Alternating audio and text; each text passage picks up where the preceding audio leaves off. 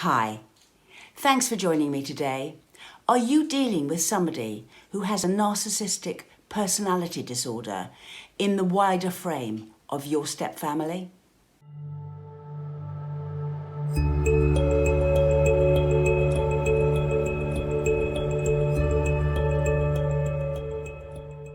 I post once a week, so subscribe to my channel and hit the notification bell and I'll let you know every time I post.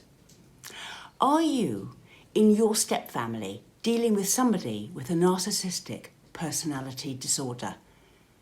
There are often very difficult personality types to deal with inside a stepfamily. Oftentimes I've heard of the step-parent's partner's ex-partner, ex-husband or wife, as having a narcissistic personality disorder. And this is where the person is intolerably selfish, wanting self-aggrandizement, has very little empathy. Now, what I'd like to say to you as a step-parent in this situation is it's very, very easy to see narcissistic traits in your partner's ex. Narcissism, like so many other things, is on a spectrum. And to a degree, we all have selfish tendencies and the need, through survival, to put ourselves first sometimes. It's a bit like talking about an anxiety issue. Well, we all have anxiety. Anxiety is a very normal response to things. It keeps us safe. It's there for a reason. Anxiety is a spectrum. So when we say that somebody is overly anxious, what we mean is that they are on one side of the spectrum, which is unhealthy, in the sense that they're too anxious for some reason. Or maybe they're not anxious enough and are huge risk takers.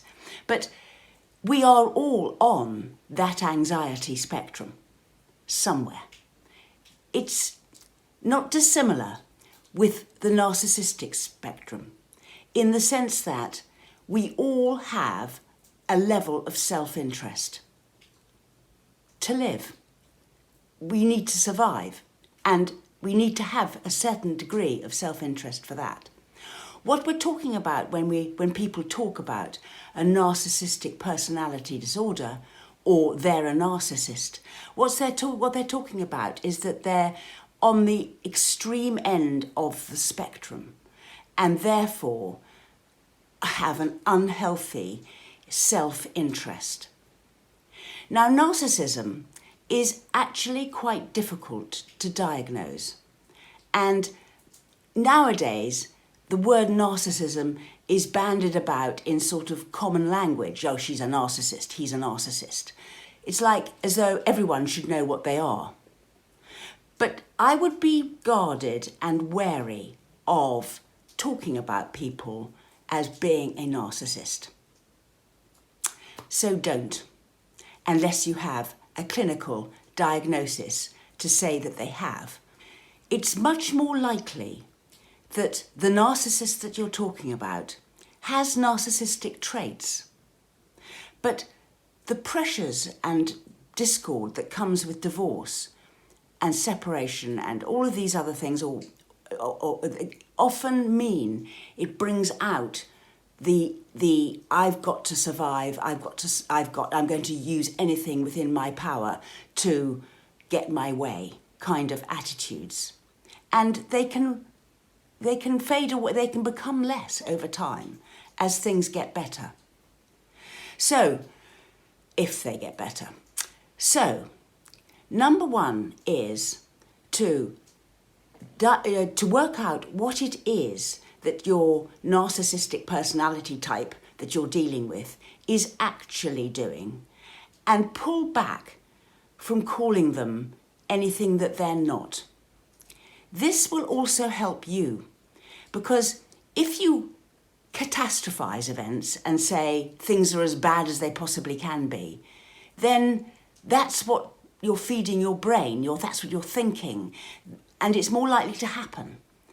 If you just call somebody as saying they're particularly selfish or they can't see other people's point of view at the moment, then that can help you deal with them better and in a more measured way.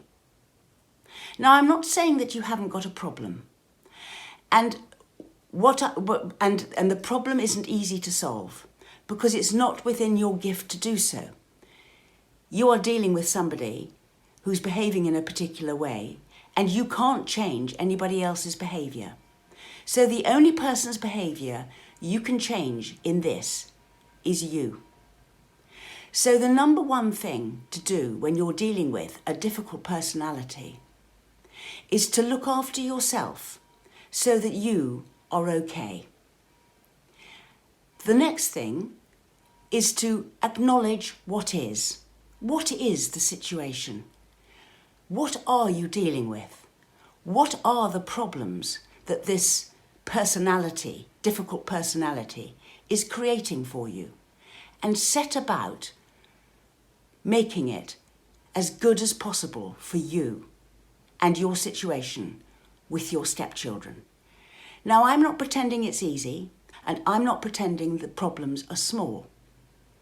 But what I am saying is that you are needing to deal with what is rather than setting about changing it. Change can come, as I've talked about in other sessions, by patiently waiting for opportunities, planning what change you want, and then being ready to go with it with suggestions when opportunities come your way. But thinking that you can change somebody with a difficult personality is probably not helpful when it comes to how you are going to solve your problem. And the other way to protect yourself in this is to think about boundaries and rules. What is allowed and what isn't allowed in your book. And you can often get some of these boundaries kept if you know exactly what is and isn't allowed in your head before you start, and you make it clear to others. So if your difficult personality is imposing on your life, think about what boundaries you want to stop that happening and express those, communicate them, and do your very, very best to keep them, to keep yourself, to be able to live as you are with the situation as it is. I'm not pretending any of this is easy. I'm not pretending that you should have known about it before you got into this situation. What often happens in life is that you never know what problems you're going to have to be dealing with in your life. And for you, perhaps these are they. What else can I say? We run workshops, sessions, an email response service, and we write booklets. You can find links to our social media and website in the description box below.